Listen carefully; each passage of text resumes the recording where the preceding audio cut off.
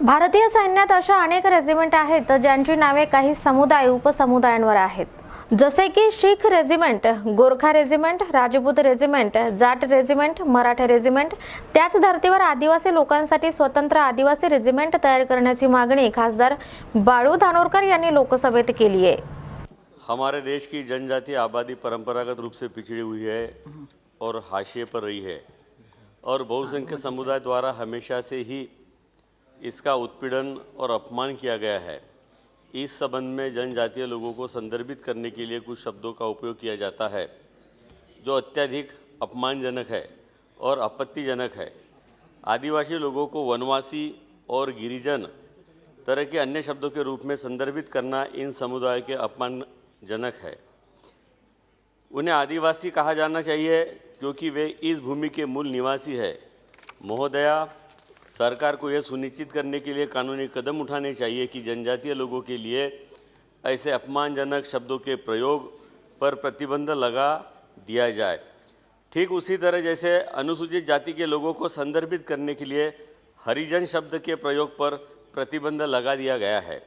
इसके अलावा इस संबंध में मैं यह भी कहना चाहूँगा कि भारतीय सेना में कई रेजिमेंट है जिनके नाम कुछ समुदाय उपसमुदायों जैसे Sikh regiment, Gorkha regiment, Rajput regiment, Jat regiment आदि के नाम पर रखे गए हैं।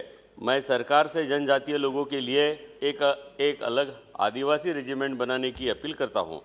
महोदया, इससे हाशिए पर पड़े जनजातीय समुदाय के प्रति उचित सम्मान दिखाई देगा और अधिक से अधिक जनजातीय युवा को सेना में शामिल होने और राष्ट्र की सुरक्षा के लिए काम करने के लिए प्रोत्साहित किया जाएगा।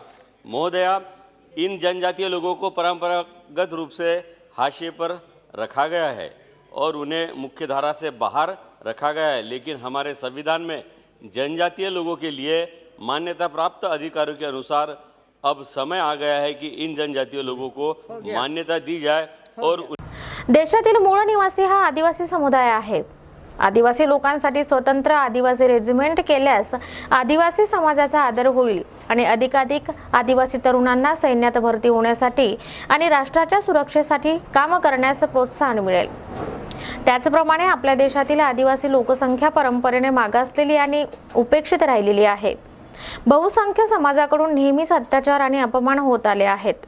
या संदर्भात आदिवासी लोकांसाठी काही शब्द वापरले जातात ते अत्यंत अपमानास्पद आणि आक्षेपार्ह आहे। आदिवासी लोकांना वनवासी आणि गिरिजन असे इतर शब्द वापरणे हे समुदायांसाठी अपमानास्पद आहे। त्यांना आदिवासी म्हटले पाहिजे कारण ते या भूमीचे मूळ रहिवासी आहेत। अनुसूचित जातीच्या लोकांसाठी हरिजन हा शब्द वापरण्यावर ज्याप्रमाणे बंदी घालण्यात आली आहे त्याप्रमाणे आदिवासींसाठी अशा अपमानास्पद शब्दांच्या वापरावर बंदी घालण्यासाठी सरकारने कायदेशीर पावले उचलली पाहिजेत, अशी लोकहितकारी मागणी खासदार बाळू धानोरकर यांनी लोकसभेत केली आहे।